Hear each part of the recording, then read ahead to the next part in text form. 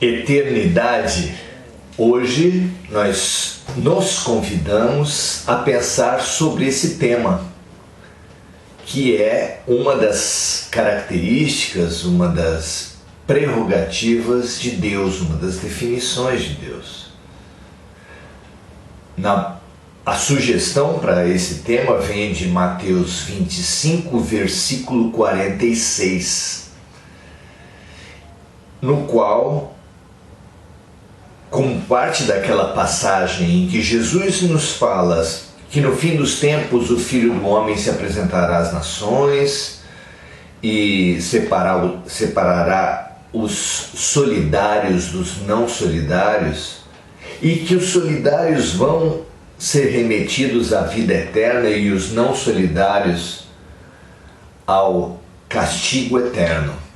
É exatamente esse momento em que nós nos debruçamos no dia de hoje. Vamos lá? Irão estes para o tormento eterno, mas os justos para a vida eterna. É fundamental que a gente consiga estar estudando esse tema para a compreensão, não ainda propriamente de Deus, que é um tema que claramente, na sua natureza própria e mesmo nos seus atributos, ainda se mostra inatingível para nós.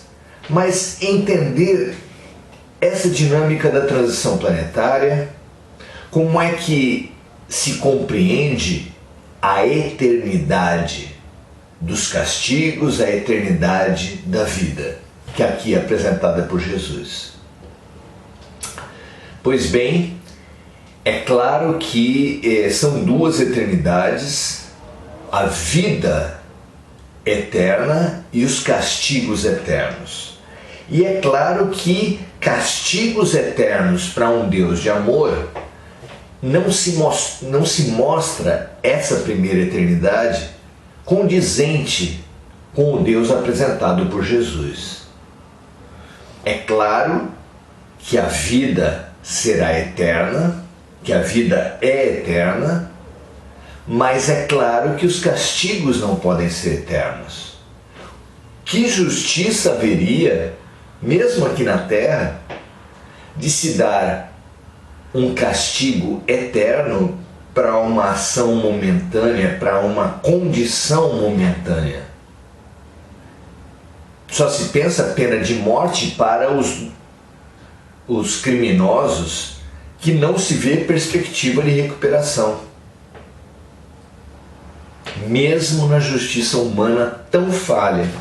E na justiça de Deus, como justificar que condições momentâneas, como serão sempre os erros humanos, do ponto de vista da eternidade, como justificar castigos eternos para problemas que são todos enfrentáveis e curáveis do ponto de vista da eternidade? Seria uma injustiça, seria uma contradição com o Deus que prega perdão e amor, mas que ele mesmo não os pratica. Essa compreensão é uma compreensão humana. Nós não temos elementos, nós temos muita dificuldade para compreender eternidade.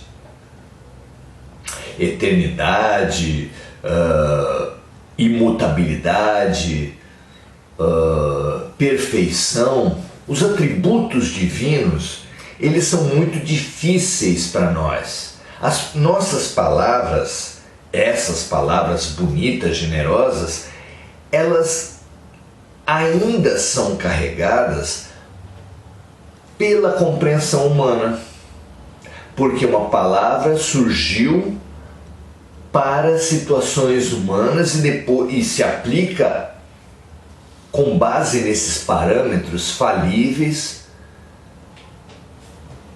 Por comparação, usa-se a mesma palavra em outras situações. Enquanto se está comparando terra com terra, condições mutáveis com condições mutáveis, isso parece-nos razoavelmente suficiente. Mas quando se tenta usar palavras humanas, palavras da matéria, palavras da insuficiência nossa para designar Deus, é claro que isso se mostra totalmente ineficiente. Eternidade para nós, a nossa compreensão possível de eternidade, tem sido fruto de uma compreensão de tempo muito restrita. Para nós, o futuro é infinito, o passado é infinito, e entre os dois tem um presente que é praticamente insignificante. Quando, na verdade, o passado é, e a gente sabe isso pela história, a história é sempre uma imposição do ponto de vista dos vencedores. A história é sempre conveniência. E o futuro também é sempre uma expectativa. Essas são criações mentais, tanto futuro quanto passado, insuficientes, precárias. Enquanto que o que o senso comum nos aponta como precariedade é a única e poderosa realidade que existe, o agora. O presente está longe de ser essa fragilidade que a gente pensa ser. Por mais que ele desapareça no próprio momento em que se fala a palavra presente, que ele, durante a própria palavra, os segundos transformam as primeiras sílabas em passado, o presente é a única realidade. É nele que estão contidos todos os aspectos importantes do passado, os aspectos reais, os aspectos verdadeiros. E todos os aspectos verdadeiros também do futuro estão na potencialidade do presente. O presente é a nossa grande verdade. Ao contrário do senso comum. Na verdade, o passado é uma criação mental, são pontos de vista, e o futuro expectativas. E no presente, a nossa grande verdade está ali. O que nós pensamos como eternidade é só essa expectativa de um futuro que não se vislumbra fim. Quando a eternidade verdadeira está nesse presente que eternamente vai ser apresentado para nós. A única coisa eterna é a vida, é o vir a ser, é a transformação. Porque tudo é relativo, tudo é mutável, exceto a lei de mudança.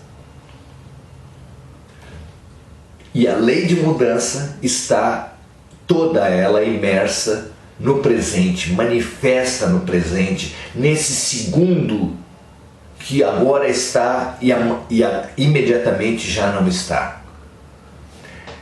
O vir a ser, a transformação constante, que é a expressão da vida, que é o sinônimo do presente, é a única verdade, a única realidade e a única eternidade do ser.